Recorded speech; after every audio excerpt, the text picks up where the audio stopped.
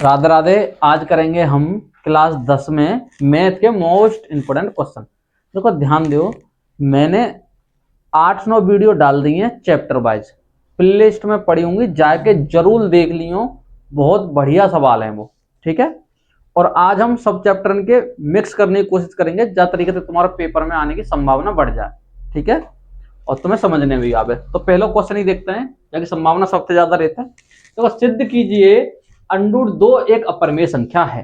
देखो मैं तुम्हें समझाऊं तो समझो ध्यान से। देखो पहली बात तो जी अंडूर में आ रही है, और जी का वर्ग भी ना होती तो अपरिमेय संख्या तो है, अपरिमेय संख्या तो है। पर जी पूछ रहा है कि सिद्ध करके दिखाओ भैया अपरिमेय संख्या क्यों है। तो देखो, तो सबसे पहले क्या करेंगे भैया, हम जा मानेंगे, क्या करेंगे, मानेंगे। क्या मानेंगे, लिखो जाओ मैं भैया, माना अंडूर 2 एक परिमेय संख्या है। क्या मानेंगे भैया, परिमेय संख्या है। बात समझ रहे, हमें खूब पता है कि अंडूर में कोई संख्या आ रही है और वो वर्ग न है रही तो वो अपरिमेय संख्या है।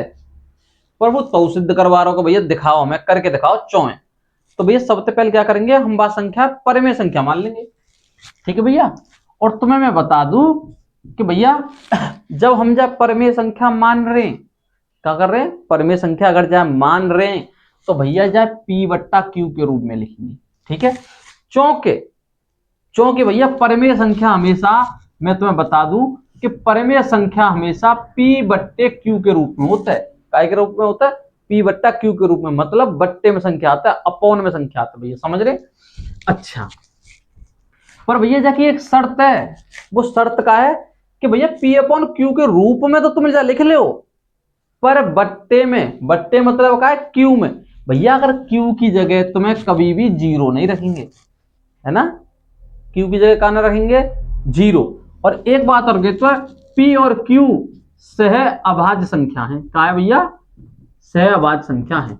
जहां को मतलब समझो, सह अभाज्य संख्या को मतलब समझो कि भैया इन दोनों को HCF, HCF कहां आवेगा भैया, एफ आवे वो, सॉरी एक आवेगा, इन दोनों को HCF कितना आवेगा, एक आवेगा, एक। जब आता ध्यान दियो भैया, ठीक है। अच्छा अब आगे चलते हैं, तो मेरी बात है गौर से समझो देखो भैया, अगर मो जहां पे थे अंडूर हटाना हो तो मो वर्ग करना पड़ेगा भाई, जब ही तो दिखाना पड़ेगा। तो मैं यूं बोल दूंगा यहां में कि भैया दोनों तरफ या दोनों पक्षों, चलो दोनों तरफ वर्ग करने पर, कैसे भी लिख लो, तरफ वर्ग करने पर। देखो ध्यान से समझियो जाए, ठीक है। देखो अंडूर 2 होए, का हो भैया, अंडूर 2 होए या अंडूर 3 होए, अंडूर 5 होए या अंडूर 7 में होए, अगर अंडूर में कोई भी अभाज्य संख्या आ रही है, ठीक है, बाको पैटर्न यही होगो अकेलो। सिर्फ ध्यान रखियो कि जहां की जगह 2 लिख रहा हो, जहां पे अंडूर में 2 आ रही है ना, बाकी जगह 3 लगा दो, 5 लगा दो या लगा दो 7। समझ रहे हैं, जो सवाल में पूछे बस वो ही लगा दियो संख्या की जगह, ठीक है भैया। अगर मैं दोनों तरफ वर्ग करतू तो भैया जी का जाएगा अंडूर 2 को स्क्वायर, भैया वर्ग है जाएगा, और यहाँ पे कहा जाओ भैया जी पी को भी स्क्वायर है जाएगा, क्यू को भी स्क्वायर है जाएगा, वर्ग है जाएगा, ठीक है भैया। अगर मैं तुम्हें बात बता दूं तो वर्ग ते हमेशा अंडूर कट जावत तो कहा हो, तो भैया वर्ग ते अंडूर कट जावत है, ठीक है। तो यहाँ पे क्या बचेगा, 2 बचेगा भैया, यहाँ पे क्या होगा, पी स्क्वायर बट्टा क्यू स्क्वायर। बात बिल्कुल ठीक है ना, बात बढ़िया है यहां तक अगर बेटा जाके नीचे में 1 मान लू और कैंची को गुणा कर दूं, क्रॉस मल्टीप्लिकेशन, तो क्यू स्क्वायर को गुणा कर 2 से करूंगा तो जे ना, जे ऐसे ना जा 2 क्यू स्क्वायर, और यहाँ पे कहा आ जाओ भैया जे पी स्क्वायर है जाओ। बात सही है ना, सही। अब देखो अगर मैं जब 2 है, देखो जाके बीच में कोई चिन्ह का हतुए का कोई चिन्ह, तो बीच में कोई चिन्ह दिख रहा है का, जब ना दिख रहा हो तो काय को मानेंगे, गुणा को मानेंगे, काय को मानेंगे, गुणा को। तो भैया कोई गुणा में संख्या होता है, अगर भाई मैं दूसरी तरफ लेके जाऊं, कौन सी तरफ लेके जाऊं भैया, दूसरी तरफ, तो वो काय में जाएगा, बट्टे में जाएगा, काय में जाएगा, बट्टे में, मतलब अपोन में जाएगा, दूसरी तरफ नीचे जाएगा, ठीक है भैया। समझो मेरी बात को गौर से, जाए समीकरण नंबर मान लो 1, ठीक है, जाए समीकरण नंबर मान लो 1। अब मेरी बात है गौर से समझियो, ठीक है, समझो। अब तुम्हें लिखनी पड़ेगी ना हिंदी, ठीक है। देखो कैसे लिखेंगे, यहां पे देखो, पी स्क्वेयर 2 से विभाज्य है। क्या भैया? पी स्क्वेयर 2 से विभाज्य है तो पी भी 2 से विभाज्य होगा। ठीक है भैया जी, हिंदी लिखनी है। क्या लिखनी है? पी स्क्वेयर 2 से विभाज्य है तो पी भी 2 से विभाज्य होगा। बात समझ में आई है ना? अच्छा, जाको मतलब समझो, जाको मतलब समझो कि 2 से विभाज्य है को मतलब क्या है। मैंने तुमसे कही कि अगर पी क्यू सहभाज्य हैं तो HCF एक आवेगा, मतलब उन दोनों संख्या में काउते भाग ना जाएगा सिवाय एक के। पर भैया जा में 2 से जा रहा है, समझ रहे? जो हमने परमेय संख्या मानी वो अवधारणा गलत है जाएगी अब आगे चल के, देखो गौर से। ठीक है भैया, अब मैं क्या करूं कि भैया पी तो मैंने मान ली 2 को भाग जा रहा हूं, अब मैं पी की जगह कोई संख्या मान ले दूं तो देखो मैं कह दूं माना पी बराबर क्या मानू भैया, चलो एन मान ले तू, कोई भी संख्या मान ले तुम। पर देखो एन तो मैंने मानी, क्या भैया? एन तो मैंने मानी, पर ध्यान रखियो कि जो सवाल में अंडूर में संख्या दे रखी होगी वो संख्या संग लेनी है। तो भैया मैं क्या करूंगा, मैं यहां मान लूंगा 2n। क्या करूंगा भैया? मैं 2n मान लूंगा, यहां पे क्या मान लूंगा? 2n। ठीक है भैया, आ जाओ आगे आओ। ठीक है अब कह दो, यहां पे लिखो, देखो यहां देखो, p का मान समीकरण 1 में रखने पर। ठीक है भैया, सिंपल तरीका समझियो। देखो p बराबर 2n मान लो मैंने, है ना? अगर यहाँ 3 हो तो मैं यहाँ 3 मानतो, 5 हो तो 5 मानतो, 7 हो तो 7 मानतो। बात समझ में आ रही है? पैटर्न वो ही है, संख्या चेंज हो जाएंगी अगर कुछ और संख्या दे रखी तो, ध्यान दियो बात पे। ठीक है भैया, तो समीकरण 1 का है 0 भैया, की स्क्वायर बराबर पी स्क्वायर बट्टे 2। अब वो एक बात बताओ भैया, p को मान का है 2n है ना यहाँ पे, तो मैं p की जगह 2n रख दूं यहाँ पे, तो देखियो क्यू स्क्वायर बराबर 2n को होल स्क्वायर। भैया p की जगह 2n रख सकता हूं मैं, क्योंकि भैया जी हतो यहाँ पे है। अब देखो बट्टे में क्या है 2, तो मैं 2 लगा दो, लगा दो। देखो अब क्यू स्क्वायर बराबर भैया 2 को वर्ग का होगा 4 और n को का होगा n स्क्वायर। भैया 2 के ऊपर 2 लग रहा हो, 2 को वर्ग 4 है जाएगा, यहाँ n के ऊपर 2 लग रहा हो तो ये n स्क्वायर है जाएगा। ठीक है, नीचे 2 है तो 2 लिख दो, सही है। अब वो एक बात बताओ, जब 2 को भाग 4 में दूंगा कै बार जाएगा? 2 ही बार जाएगा ना। मैं 2 से 4 में काटूंगा तो 2 बार काट दूंगा, तो भैया की स्क्वायर बराबर का आ जाएगा 2n स्क्वायर। बात सही है भैया? p को तो हमने मान निकाल लियो यहाँ पे। अब काय की बारी है? q की बारी है। काय की बारी है? q की बारी है। ध्यान दियो, अगर भैया जे भी तो गुणा में संख्या है, अगर जा मैं इतकू ले आऊं तो जो बट्टे में आवेगा और यहाँ पे क्या होगा भैया? n square. बात बिल्कुल ठीक है भैया, क्लियर? अब मेरी बात है गौर से समझे कि वो ही हिंदी जहां पे लिखनी है जो मैंने जी लिखी कही। देखो क्या करेंगे तुम, देखो क्यू स्क्वायर 2 से विभाज्य है, क्या भैया? क्यू स्क्वायर 2 से विभाज्य है तो क्यू भी 2 से विभाज्य होगा। क्या होगा भैया? विभाज्य होगा। अब सबसे लास्ट पॉइंट, बात समझ में आई भैया? ये तो सिंपल सी बात है। अब समझो गौर से, देखो पी भी 2 से विभाज्य है रो भैया, क्यू भी है रो 2 से विभाज्य, तो समझो सहभाज्य संख्या कहां से बची भैया? हमें तो 1 से भाग जाना चाहिए तो ना यहाँ पे, पर जा तो 2 से रहे हो। तो समझो अब लिख दो जो हमने अवधारणा मानी। का मानी भैया? जो हमने अवधारणा मानी नहीं जीवारी कि माना अंडूर 2 एक परमेय संख्या है, जो मामलो यहाँ पे है वो गड़बड़ का है भैया, गड़बड़ है वो। क्यों? क्योंकि भैया इनमें 1 को भाग जाना चाहिए तो, पर इन दोनों में अब 2 को भाग जा रहा हो। काय को जा रहा हो? 2 को भाग जा रहा हो। तो तुम लिखो देखो जितो है, अब लिखो अंडूर 2, देखो ऐसे लिखो जा, माना हमारी धारणा गलत है। क्या भैया? गलत है। क्योंकि अंडूर 2 एक अपरिमेय संख्या है। क्या भैया? अपरिमेय संख्या है। ठीक है, जाए गौर से समझो। जहां सवाल है ढंग से देख लियो, या अंडूर 3 होए, अंडूर 5 होए, अंडूर 7 हो, जो अबाध संख्या अंडूर में आ रही है और वो सिद्ध करवावे को, तो वो जई तरीका ते हो को। अगर भैया तुम्हें जो सवाल ना समझ में आओ तो कमेंट में लिख दियो, मैं कल एक बार और करा दूंगा टाइप के सवाल, ठीक है। स्क्रीनशॉट ले लो, ठीक है। इसी प्रकार से भैया हम दूसरे क्वेश्चन देखेंगे, इन क्वेश्चन ने जरूर ध्यान से करके ले जाइयो, जरूर भैया, मैं बता रहा हूं। देखो पहले अंडूर 2 वालो, अंडूर 2, अंडूर 3, अंडूर 5, अंडूर 7 आवे, कोई दिक्कत ना है। दूसरा है 2 संख्या दे रखी है, ठीक है, 2 माइनस के अंडूर 5, इनकी जगह पे और कोई भी संख्या है सकता है, कुछ भी दे सकता है, पर जा टाइप के सवाल अगर तुमसे पूछो जई पैटर्न से करना। देखो अगर अंडूर तो जा में आ रहा है, अंडूर जा में आ रहा कि ना आ रहा, और वो संख्या कैसी है, एक अभाज्य संख्या है, और दूसरी बात वो वर्ग ना बनने का होगी, अभाज्य संख्या तो वर्ग कैसे बनेगी। देखो जब वो ऐसे ही करो कि माना 2 माइनस के अंडूर 5 एक परिमेय संख्या है, का भैया परिमेय संख्या है। अगर मैंने परिमेय संख्या मान ली है, अगर मैंने परिमेय संख्या मान ली है तो मैं पी बट्टा क्यू जरूर रखूंगा, ठीक है। तो मैं लिख सकता हूं भैया 2 माइनस अंडूर 5 बराबर पी बट्टा क्यू। बात सही है, बात ठीक है ना भाई। देखो अब मेरी बात है गौर से समझो, जहां में हम वर्ग फर्क कछु ना करते।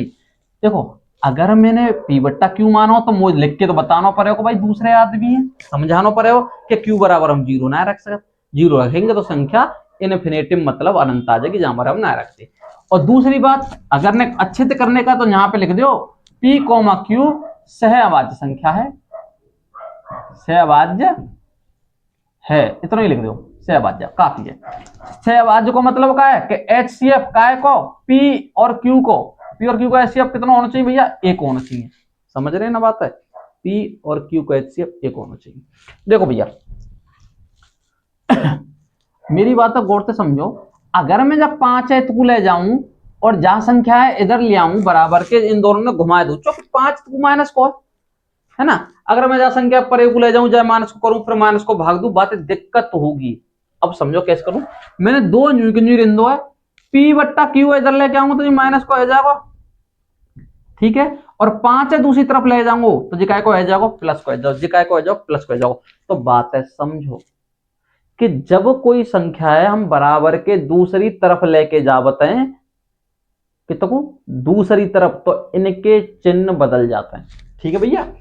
जे माइनस को मैं जे इतकू लेके गो, जे प्लस को होगो, जे प्लस के मैं इतकू लेके गो, जे काय को होगो, जे हैगो माइनस को, जे काय को होगो माइनस को। अब समझो जाए, ये ज्यादा बड़ा सवाल ना है, छोटा सा ये समझ लो, बस दिमाग में डाल लो, समझो। तो मैं एलसीएम लेके भी कर सकते हैं या यहीं पे छोटा कर लो। देखो लिखो, देखो जो बट्टे में संख्या है जहां में कोई अंडूर ना है, जहाँ नीचे एक मान लेंगे, जब भी बट्टे में जाओ आराम से, तो मैं क्या कह सकूं, तू लिखो 2 माइनस पी अपॉन क्यू एक परिमेय संख्या है, कैसी भैया परिमेय संख्या, क्योंकि बट्टे में आ रहा है अंडूर का है ना, तो परिमेय संख्या बन जाएगी आराम से, है ना। जबकि अंडूर 5 एक अपरिमेय संख्या है, एक अपरिमेय संख्या है, ठीक है। अब मेरी बात ना गौर से समझो, ठीक है। अब क्या करेंगे, अब मैं तुम्हें एक बात और बता दूं, देखो जी परिमेय जी अपरिमेय जी बराबर है कैसे जाएंगे, हैं जो बराबर है जाएंगे का ना होंगे, तो लिख दो, तुम ज्यादा करे तो जो कर लिखो समीकरण 1 से, ऐसे लिख दो समीकरण 1 से। तो समीकरण 1 से कैसे लिखेंगे भैया, जा देखो 2 माइनस पी बट्टा क्यू, ठीक है, बराबर का रख दो अंडूर 5, जिस दोनों बराबर है का जी ना बराबर होंगे, क्योंकि भैया जी परिमेय संख्या है, जी अपरिमेय संख्या जी आपसे बराबर ना होंगी, जहां हमारे काट देंगे, जय मार लिखो, माना हमारी अवधारणा गलत है, अंडूर सॉरी पूरी संख्या क्या है 2 माइनस अंडूर 5 एक अपरिमेय संख्या, कैसी है भैया अपरिमेय संख्या है। ठीक है, स्क्रीनशॉट ले लो। ठीक है, देखो भैया अगला क्वेश्चन 0। देखो क्वेश्चन तुम्हें जई टाइप के दिखेंगे, ऐसा ना सेम टू सेम आ जाए, पर पैटर्न सबन को जई होगा, करके जाइयो जरूर। देखो अगला क्वेश्चन देखो, दो संख्याएं 26 और 91 का अभाज्य गुणनखंड विधि द्वारा एचसीएफ और एलसीएम ज्ञात करना। ठीक है, एचसीएफ और एलसीएम। तो ध्यान दो मैं लिख देता हूं यहां हल भैया। तो देखो संख्या कितनी है, 26 और 91। भैया कायते कर रहे हैं अभाज्य गुणनखंड थे, कर लेंगे भैया गुणनखंड से। समझो भैया अभाज्य गुणनखंड का होगा भैया, मुझे जाए फैक्टर काटने पड़ेंगे, गुणनखंड काटने पड़ेंगे। पहले 26 की काट ले रहा हूं इसको, और इधर 91। देखो तुम्हें मैं बता दूं, अगर पीछे 0 2 4 6 8 आ रहा है तो भैया मैं 2 को भाग दे दो, सीधी बात। अगर मैं 2 को भाग दूंगा, 2 एकम 2, 2 3 6, अब 13 को 13 भी जाएगा भैया, चूंकि अभाज्य संख्या है 13, तो 13 को ही जाएगा। अच्छा अब पीछे एक आ रहा हो तो ऐसा करो, जब 3 को जाएगा ना, 5 हो जाएगा ना, 7 को दे दो, 13 7 91, फिर 13 को दे दे भैया। ठीक है, अभाज्य गुणनखंड का होता है पता हो तुम्हें, क्या होता है? अभाज्य गुणनखंड वो संख्या होते हैं जहां में एक को भाग जाए या खुद को भाग जाए, वह बोलते हैं अभाज्य गुणनखंड। ठीक है, तो जी वही है, 13 में काऊ को भागने जा रहा हो, 7 में काऊ को भागने जा रहा हो, बस अपने अपने को जाते हैं, और एक को भाग सब में जाती है, तुम्हें पता हो ऐसी जी संख्या है। तो भैया यहाँ पे आगे लिख लो जाए 26 91। देखो भैया 26 के खंड है 2 गुणा 13 और 91 के 7 गुणा 13। ठीक है, सिंपल तरीका से निकाल ले। देखो अगर मैं एचसीएफ लिखा रू, एचसीएफ का मतलब होता है भैया का जो संख्या दोनों में कॉमन आ रही हो वह बोलते हैं एचसीएफ, एचसीएफ वाली संख्या। तो भैया दोनों में का कॉमन है 13, तो मैं 13 ही लिख लूं यहाँ पे। भैया और भी संख्या आती तो वो लिखते गुणा में लिख के, समझ रहे बात को। अगर मैं एलसीएम की बात करूं तो भैया 13 जो मासा में संख्या होगी वो तो आवेगी आवेगी, समझ रहे। अगर तुम एलसीएम निकाल रहे हैं तो जो मासा की संख्या है वो तो आवेगी आवेगी, बाकी बाद जो भी संख्या बच रही है वो संख्या भी आवेगी। तो मैं 2 गुणा 3 ना लिख दू भैया ऊपर, सॉरी 2 गुणा 3 कर दू, 7 आवेगी ना। अच्छा हाँ, तो 2 है, 2 लिख दो, 7 बच रही 7 लिख दो, इनको गुणा कर दो भैया, तो ये जाओ भैया 7 दूनी 14 182 है जाओ भैया, का जाओ गुणा करके देख लियो, नहीं तो तुम ये गुणा कर दूंगा मैं। ठीक है, अब देखो जी तो हमने क्या है एचसीएफ और एलसीएम लिखा दे, एचसीएफ एलसीएम तो लिखा दे मैंने। अब मैं तुम्हें बताने का सत्यता की जांच भी कर दूं।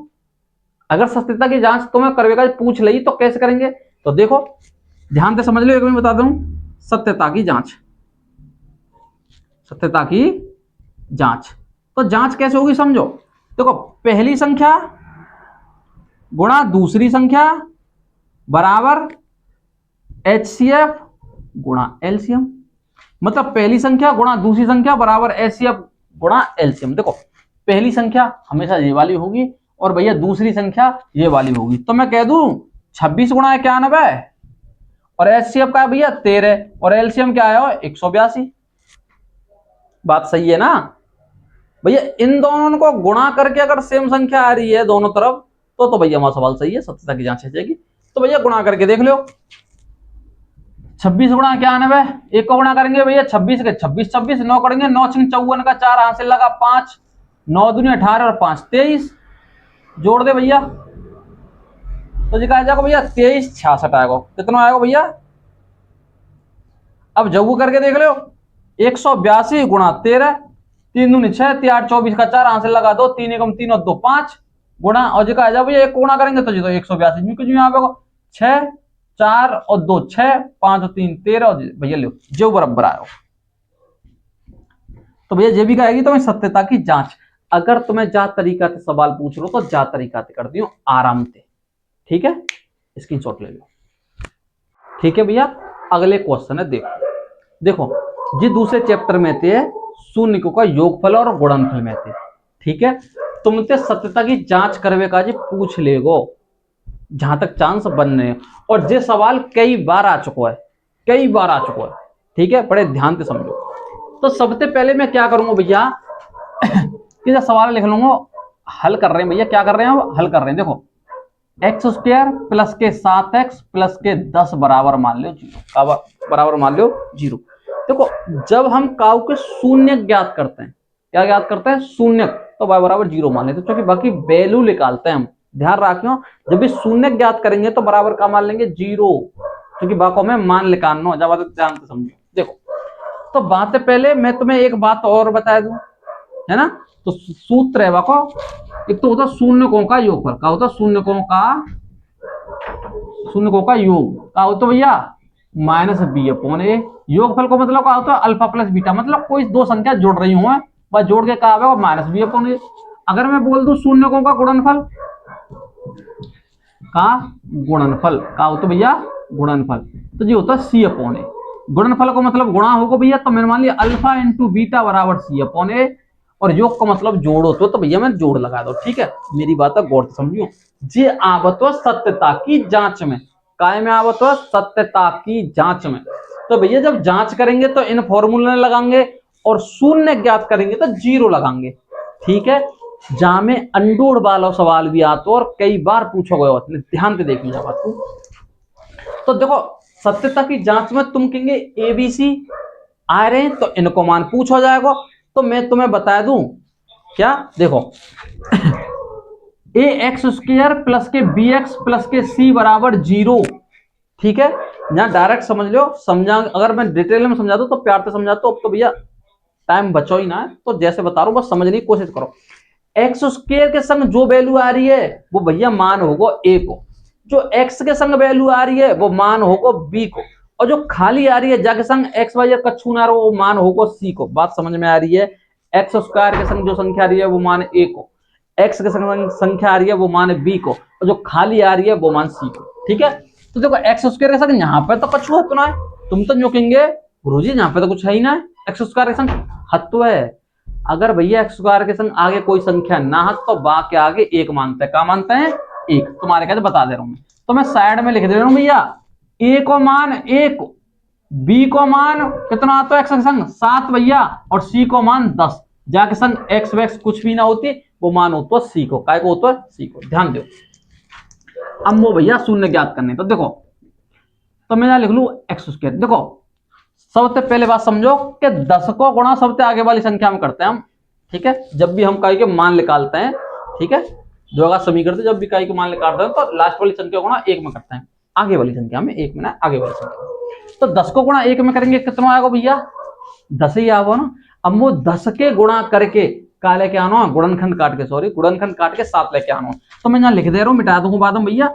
अगर हम 10 के गुणनखंड काटने 2 को भाग दे दूं बेटा 5 बार, 5 से 5 एक बार कट जाएगा, तो 10 के गुणनखंड का आएंगे 2 और 5 आएंगे, कितने आएंगे 2 और 5 आएंगे। अब वो जाते जोड़ के घटाए के जो बीच वाली संख्या लेके आनी है, कौन सी बीच वाली, कौन सी संख्या लेके आनी है बीच वाली।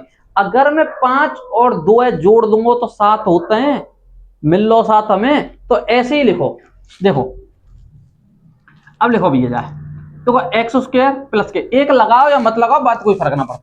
अगर मैं जाए लिखूंगा तो जाए मैं ऐसे लिख सका तो 2x, चलो ऐसे ना ऐसे करो जाए बेटा, मैं लिख दूं 5 प्लस के 2, पीछे लगा दो x प्लस 10 बराबर 0। अब मेरी बात गौर से सुनियो, पहली वाली संख्या यूं की यूं उतरेगी और लास्ट, देखो पहली वाली यूं की यूं उतरेगी और लास्ट वाली संख्या यूं की यूं उतरेगी इनमें। ठीक है, अब मैंने क्या करो, मैंने दोनों संख्या जोड़ी तो जब भी तो साथ मिलो, तो मैंने 5 और 2 जोड़ दो, पीछे x लग रही तो जहां हमारे मैंने कोष्टक लगा के बाहर x लगा दिया। ठीक है, अब मैं गुणा कर दूंगा x को। अगर मैं 5 को गुणा x से करूं तो ये 5x रह जाएगा। अब भैया x गुणा 2 से करूं तो ये 2x रह जाएगा, प्लस के पीछे 10 चल लो तो चलन हो जाए। अब लेंगे कॉमन, का लेंगे भैया कॉमन। कॉमन को मतलब होता है कि दो पदन में कोई एक जैसी संख्या आ रही हो तो बाहर ले लेते हैं।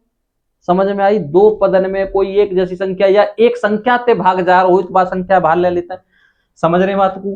तो भैया इन दोनों में कहा है भैया न्यू पे x दिख रही है, न्यू पे x दिख रही है, x ले लो कॉमन, क्या करेंगे ले लो x कॉमन, तो यहाँ पे 2 ही, एक ले ली बाहर, तो यहाँ पे क्या बच्चा को भैया यहाँ पे तो 5 ही बच्चा को, खाली एक ही, एक मैंने बाहर ले ली तो यहाँ तो 5 बचो। यहाँ पे x पे कहीं 2 है, कहीं 2 है, एक ले ली बाहर, एक x तो बचेगी भैया, जाके ऊपर कुछ ना हो तो भाई एक मानता है।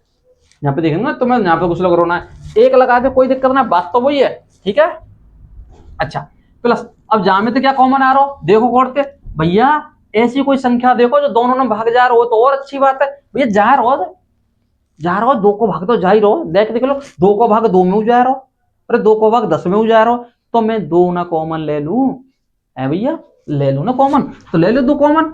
अगर मैं 2 कॉमन ले तो भैया यहाँ पे देखो 2 को भाग 2 में देंगे तो एक बार जाको एक लिखतना है, क्या बचा को यहाँ x प्लस 2 को भाग 10 में देंगे भैया क्या बार जाको 5 बार बराबर 0 है कि ना। जाए तो मैं मिटा दूं, अब जाको तो कोई काम ना है। अच्छा अब मेरी बात गौर से समझो, अगर भैया जे और जे पद दोनों समान आ रहे तो सवाल तुम्हारा सही चल रहा है, समझ रहे ना समझ रहे। अगर जहां में प्लस माइनस की भी कहीं गलती है गई तो समझो सवाल में गलती है कहूं ना कहूं, ठीक है।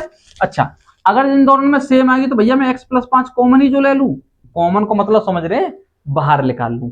दोनों पदन में कोई संख्या है जो भाग जा रहा है या दोनों में तो सम ले लो। तो यहाँ पे क्या बच्चा को भैया x बच्चा को, जा जगह क्या बच्चा को 2 बराबर 0 है कि ना। अब देखो गौर से, अब भैया शून्य ज्ञात कर सका है तो हम इन दोनों संख्या ने काय के बराबर रख देंगे 0 के बराबर, काय के बराबर रख देंगे 0 के बराबर। तो देखो x प्लस के 5 बराबर 0, अगर भैया मैं जब 5 परे को ले जाऊंगा तो ये माइनस के ना होगा है जाओ माइनस को, ऐसे जाया करेंगे भैया x प्लस के 2 बराबर 0 और x बराबर माइनस के 2 है क्या ना। सही है। जी लिख रहे हैं भैया हमारे शून्य, क्या लिख रहे हैं शून्य, क्या लिख रहे हैं शून्य लिख रहे हैं, ध्यान दीजिए बात है। अच्छा आ जाओ आ जाओ आ जाओ, जी तो रहे भैया हमारे क्या शून्य, क्या रहे भैया शून्य। अब मैं क्या करनी है सत्यता की जांच करनी है, तो भैया मैं करूंगा सत्यता की जांच, क्या करूंगा भैया मैं सत्यता की जांच। और सत्यता की जांच जब करते हैं हम तो क्या करते हैं भैया इन फॉर्मूले लगाते हैं कि शून्य को का योग या योगफल बराबर क्या होता है माइनस बी अपॉन ए। देखो जाए तो मान लो अल्फा और जाए मान लो बीटा, या तुम कुछ भी मान सकते हैं, जो जा तरीका था लगावे। हमें पता है कि जो भी तुम यहां मानेंगे पहले में योगफल है तो दोनों ने जोड़ देंगे, और गुणनफल की बात करेगा तो गुणा कर देंगे, सिंपल सी बात। देखो भैया तो मैं कह दूं अल्फा प्लस बीटा बराबर माइनस बी अपॉन ए, कह दूं कि ना है। अल्फा को मान कितना भैया माइनस के 5 प्लस बीटा को मान कितना भैया माइनस के 2, जो माइनस के 2, तो देखो चलो प्लस लगा देता हूं, माइनस के 2 बराबर माइनस बी। अब भैया बी को मान को है, हाँ भैया बी को मान तो 7 है, अब बी को मान 7 है तो बी की जगह 7 लगा दूं ना, और ए को मान 1 है तो नीचे 1 लिखे, तो कोई वो बात ना परेशानी वही बात ना। देखो माइनस, अब वो एक बात कौन बतावे को कि अगर मैं माइनस को गुणा प्लस से कर दूं तो क्या आवेगा, पता है ना पता तो बताया तू। आ जाओ, माइनस को गुणा अगर मैं प्लस से करूंगा तो भैया माइनस होता है, क्या होता है माइनस। और देखो एक को भाग अगर मैं 7 में दूंगा तो 7 होगा भैया, माइनस के 5 और माइनस के 2 दोनों संख्या माइनस की है तो जुड़ जाएंगी, ठीक है। देखिए भैया 7 7 आएगा ना आएगा भैया, सत्यता की जांच बहुत बढ़िया चल रही है हमारी, तो चूंकि दोनों पद बराबर आ गए तो भैया सही चल रहा मामला अभी तक। अब देखो शून्य को गुणनफल, शून्य को का गुणनफल जब देख लो एक बार, क्या होता सी अपॉन ए होता है ना, देख लेते हैं। तो अल्फा इंटू बीटा बराबर सी अपॉन ए, अल्फा को मान -5 गुणा बीटा को मान -2, भैया जी लिख रहे तुम देखें बाद में क्या है को देख लो।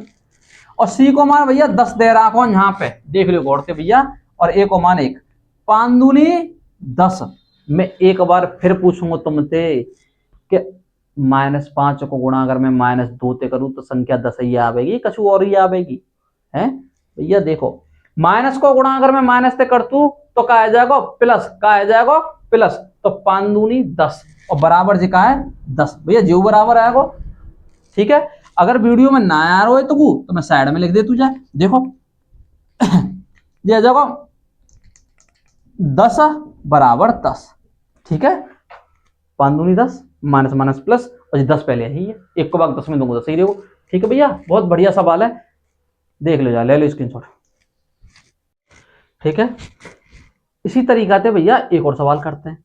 देखो जो मैं कह रहा हूं शून्य ज्ञात कीजिए, शून्य को और गुणांकों के संबंधी सत्यता की जांच कीजिए, ठीक है। जो मैं ऐसी करना सत्यता की जांच करनी है, पर जब तक गौर से देखी हूं कि भैया जब 2 ही पद है यूं मत कह दियो कि ax² प्लस के bx प्लस के c, जहां मतलब पूरे पद है ना है तो कोई बात ना है, करेंगे हम जरूर है। देखो हल लगाओ पहले तो भैया। देखो संख्या क्या है, x² माइनस के 9, यही है ना। तो भैया शून्य ज्ञात करेंगे तो मैं क्या लगा दूंगा, 0 लगा दूंगा ना 0। पर एक बात बताओ कि x² के जो संख्या का है का मान होता है 1, मैंने पहले ही बता दी। जैसे गछुना है तो क्या मान लूंगा मैं, 1 मान लूंगा ना मान लूंगा, ठीक है। अब मुझे एक बात बताओ कि जामे x वाली संख्या तो है ही ना है भैया, जेबारो पद तो जामे है ही ना है, तो आप क्या करूं भाई, मान लो 0। जब पद है ही ना है तो आप करें का, मान लो 0। तो b बराबर 0 और c बराबर का आ जाओ भैया, c बराबर माइनस के 9। तो मैं तुम्हें एक बात और बता दूं कि जो चिन्ह इनके संग लगेगा ना वह तुम लगा के चलियो पहली, ठीक है। आ जाओ। और भैया मैं x² अगर जब 9 उठा के परेगु ले जाऊं तो क्या को जाओ, प्लस को जाओ ना। देखो हम अभी शून्य ज्ञात कर रहे हैं, मतलब x को मान लेकर वो शून्य को, x को मान लेकर वो क्या होगा शून्य। शून्य क्या, जब 0 बराबर में लगा हुआ जरूरी है, ठीक है, समझो। और भैया कि जहाँ पे अंडूड है, मतलब जहाँ पे स्क्वायर है, अगर मैं दूसरी तरफ लेके जाऊंगा तो जहाँ पे अंडूड चढ़ेगा, सही है, अंडूड तो चढ़ेगा। अब सुनो, जब भैया जब वर्ग हो तो कै को जी, तो वर्ग बनो कै को बनो 3 को, तो भैया मैं न्यू लिखूंगा प्लस माइनस के 3, ठीक है। जब कोई संख्या अंडूड से बाहर आवत है तो वो प्लस माइनस संग लेके आवत है वर्ग में, वर्गमूल में। ध्यान रखियो वर्गमूल में अगर वो वर्ग बन रही है तो क्या होगी, वो प्लस माइनस बाहर लेके, ठीक है। देखो तो मैं कह दूंगा जाते हैं कि एक बार मैं 3 मानूंगा प्लस के और एक बार का मानूंगा माइनस के 3। तो भैया मैं जाए अल्फा और जाए बीटा ना मान सकत हुई भैया, दो पत्तों वो मिल ले, एक है मान लो अल्फा और एक है मान लो बीटा। जो सवाल कई बार आ चुका है जाको भैया, एक और है t² माइनस 15 बराबर 0 है, वो तो मैथ में ही है ना, ये तो मॉडल पेपर का सवाल है, ठीक है। समझियो बात को, t² माइनस 15 सवाल में होगा, ठीक है, वो भी ऐसे ही सवाल है डिट्टो, समझ रहे। तो पैटर्न समझो बस से, ठीक है, पैटर्न समझेंगे सवाल होंगे तुम पे, हैं। आ जाओ। अब क्या कर दूं भैया, मैं सत्यता की जांच करूंगा, सत्यता की जांच। सत्यता की जांच में तो खूब पता होगा शून्यकों का योग, शून्यकों का योग बराबर माइनस b/a, और योग में तुम्हें पता है प्लस को लेते हैं, क्या लेते हैं भैया, प्लस को लेते हैं।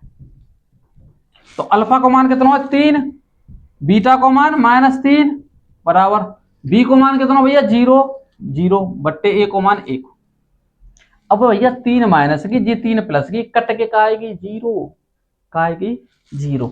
और मैं तुमसे एक सवाल पूछ रहा हूं, जो सवाल का जवाब दो वो पहले तो मुझे बताओ कि अगर 0 में मैं कौ संख्या को भाग दूं का आवेगा, अगर मैं 0 में कौ संख्या को भाग देता तो का आवेगा बताओ। देखो ये 0 है, 0 में मैं 1 को भाग दे रहा हूं तो का आवेगा भैया 0 आवेगा, का आवेगा 0। और तुम्हारी जानकारी के काजे बता दूं कि अगर भैया मैं कहूं संख्या में 0 को भाग दे रहा हूं तो बा को मान आवेगा अनंत, का आवेगा अनंत आवेगा, समझ रहे ना। अंडूर 2 वाले में भी तो लिखाई कि नीचे q की जगह हम q, मैंने जी लिखा ना तुम्हें पहले कि q बराबर नॉट 0, चूंकि जाको मतलब है कि q बट्टे में आवत है और बट्टे में आवत हो तो बाकी जगह 0 ना रख सकता ही, चौ ना रख सकता ही, क्योंकि भैया संख्या इन्फिनिटी हो जाएगी, अनंत आ जाएगी, ठीक है।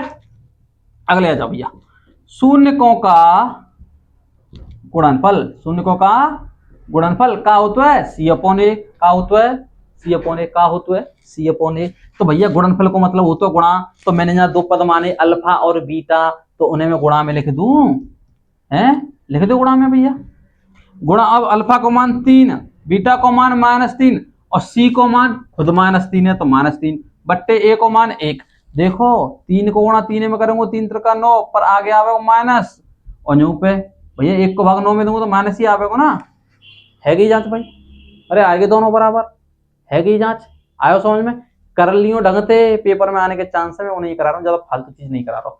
ले स्क्रीनशॉट।